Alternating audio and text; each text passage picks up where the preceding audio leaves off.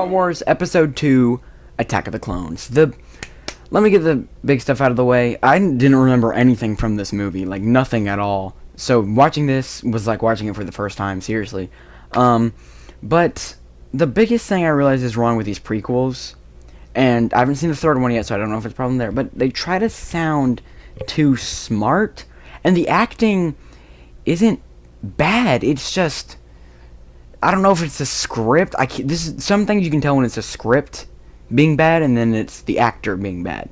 In this one, it feels like the actors are mediocre, and so is the script. So everything is just, Anakin's just such an awkward person. They killed my mother. That's how he feels like he's acting. And then like Obi-Wan Kenobi, that guy's an alright actor, but once again the dialogue is just like trying to be way too smart.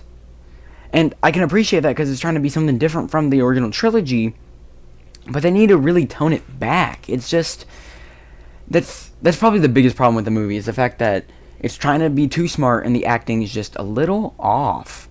It's like, just weird. Padme is also awkward. They're just all awkward. Obi-Wan Kenobi talking to Anakin is just an awkward. It's just like, ugh. It doesn't feel real, but it's not so bad. It's not bad though.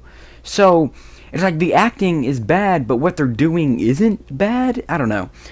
There are a lot of, this movie was interesting. I'll say that most of the time with A and B plots, the B plot has something to do with the A plot, but this one with Anakin looking for his mother had nothing to do with it. That's another thing about the prequels. They're not a good plot structure, beginning, middle, end. It's something happens, something happens, something happens, something happens. And I know you're going to be like, oh, that happens in every movie, but no, it really doesn't. There's always a beginning to the movie, a middle of the movie, and an end. In these movies, it just feels like this happened, and then this happened, and then this happened, and then this happened, and then this happened.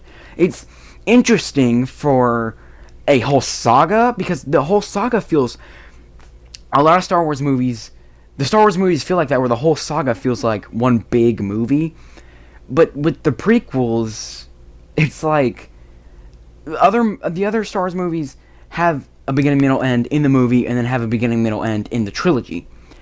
But the prequels have a event throughout the movies, and then a beginning, middle, end in the, the trilogy. And this is like the low point of it all. He lost his mother and all that. The fight scenes in this movie were revved up. There were a lot more of them. There were a lot more action scenes, and they were a lot better too.